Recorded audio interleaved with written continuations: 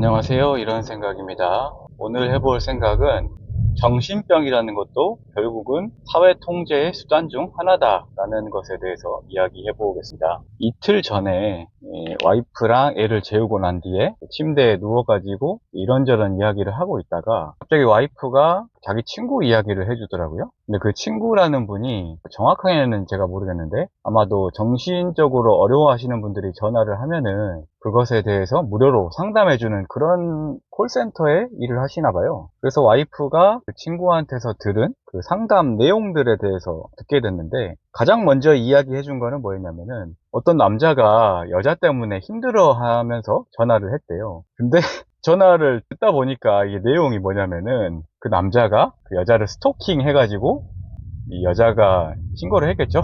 그래서 아마 1km 이내에 접근 금지 명령을 받았나 봐요. 그래서 그 여자 주변에 가지 못하니까 나 너무 마음적으로 힘들다 이런 내용을 토로하더랍니다. 근데 이제 당연히 그 사람은 그게 정상이라고 생각하고 말했겠지만은 대다수의 사람들은 부정적으로 생각을 하잖아요. 그래서 그 와이프의 친구분도 부정적인 생각이 들긴 했지만은 상담원이니까 그렇게 여자가 생각이 나면은 독서를 하든지 아니면 운동을 해서 시간을 태워버려라 이렇게 말을 했는데 남자가 거기에 대해서 화를 냈다 이런 말을 하나 해줬고, 그 다음에 얘기를 해준 게 굉장히 충격적이었는데 어떤 중년 남성이 있었나 봐요. 그 중년 남성이 전화를 해서 하는 말이 똑같아요. 여자 문제인데 그 여자가 누구냐, 그 남자의 13살 정도 되는, 이게 13살이 만 나이인지 아닌지는 모르겠는데 하여튼 13살 정도 되는 딸아이가 있는데 딸아이가 어느 날 자기의 친구를 집에 데려왔나 봐요. 근데 어떻게 해서 그 딸의 친구랑 연인이 된 겁니다.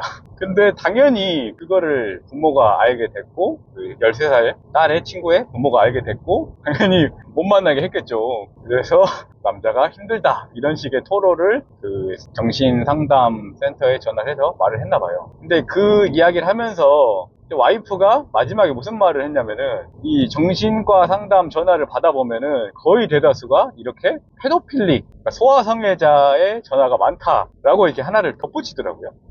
근데 이제 거기서 이제 저는 반발심이 들어가지고 지금 녹음을 하고 있는 건데, 물론 저도 지금 딸아이가 있기 때문에 만약에 제 딸아이가 그러한 상황에 놓이게 된다고 하면은 저도 당연히 분노를 하고 그 남자랑 떨어뜨려 놓을 겁니다. 이거는 이제 별개로 얘기하고요. 그런데 제가 언짢게는 아니고 약간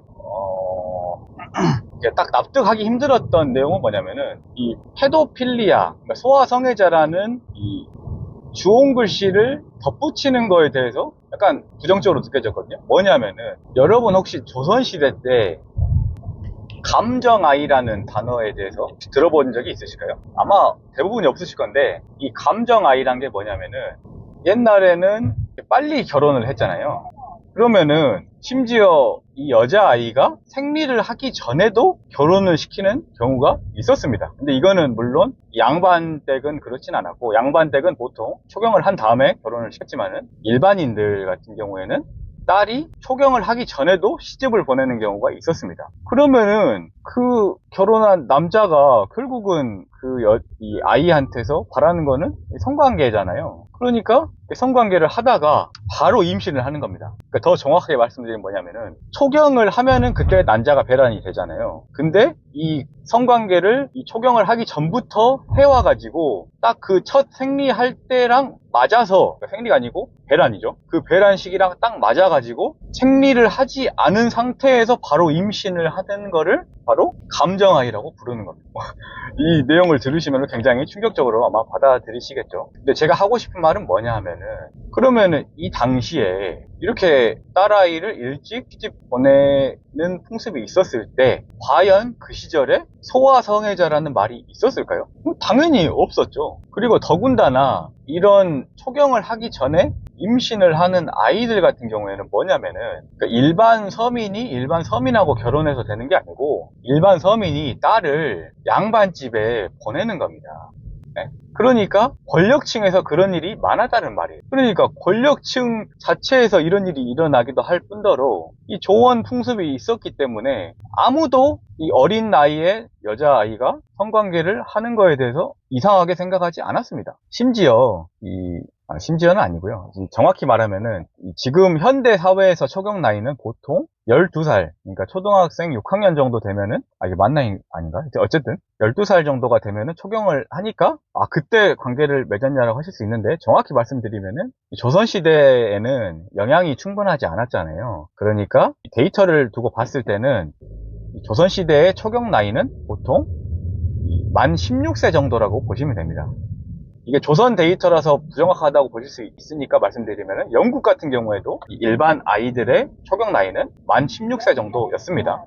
그러니까 무슨 말씀을 드리고 싶은 거냐면은, 사실 이 미성년자와의 성관계를 맺게 되면은 어차피 법적으로 처벌을 받게 되잖아요. 왜냐면은 우리 사회는 미성년자가 자기 스스로 의사결정을 할 수 없다라고 생각하니까 그거에 대해서 법적인 처벌을 내립니다. 그럼에도 불구하고 과거에는 소아성애자라는 정신병적인 분류가 없었는데, 지금은 소아성애자라는 정신병적으로 분류를 만들었잖아요. 그러니까 이 말이 뭐냐면은, 이 법이라는 거는 결국 이 들통이 나지 않으면은 이거에 대해서 제재할 수가 없잖아요. 그러니까 일상생활에서는 이 절대 다수의 대중을 컨트롤할 수가 없는 겁니다. 그러니까 결국은 뭐냐, 이 도덕과 같이 굳이 법적으로 처리하는 단계까지 가지 않더라도 이 일반 대중들이 그것에 대해서 부정적인 감정을 느끼도록 정신병적인 분류를 만들었다는 말입니다. 결국 지배층이